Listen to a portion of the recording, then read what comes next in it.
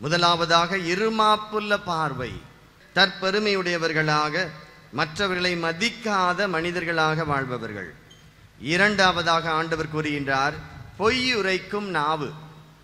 இது மீடியாவாக இருக்கட்டும், நம்முடைய ஆன்மீக வாழ்க்கையாக இருக்கட்டும், நம்முடைய அரசியல்களாக இருக்கட்டும், நம்முடைய சமூக காரியங்களாக இருக்கட்டும், பொய் மிகவும் சர்வ சாதாரணமாக மாறிவிட்டது. மூன்றாவதாக ஆண்டவர் கூறுகின்றார், குற்றம் இல்லாரை கொள்ளும் கை. கொலை ரொம்ப சர்வ சாதாரணமாக நடந்து கொண்டிருக்கிறது. ஆண்டவர் அதை சொல்கிறார், நான் வெறுக்கிறேன் அப்படிங்கிறார். நான்காவதாக சதித்திட்டங்களை வகுக்கும் உள்ளம், இதயம். சதித்திட்டம், ஒருவரை எவ்வாறு அழிக்க வேண்டும் என்று சொல்லி திட்டம் போட்டு மற்றொரு வாழ்க்கையை அழிப்பது.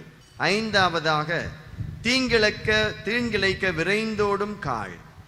மற்றவர்களுக்கு தீங்கு செய்வதற்காக ஓடிக்கொண்டே இருப்பார்கள் வாழ்க்கையில். அவர்கள் யாரும் முன்னேறிவிடக்கூடாது. ஆறாவதாக பொய்யுரைக்கும் போலி சான்று. இன்றைக்கு சமுதாயத்தில் ரொம்ப சர்வ சாதாரணமாக இருக்கு.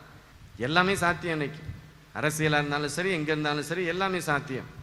காசு கொடுத்து சர்டிஃபிகேட்டை மாற்றுறது, டாக்குமெண்ட்டை மாற்றுறது, பட்டாவை மாற்றுறது, எல்லாத்தையும் மாற்றுறது. ஏழாவதாக நண்பரிடையே சண்டை மூட்டிவிடும் செயல்.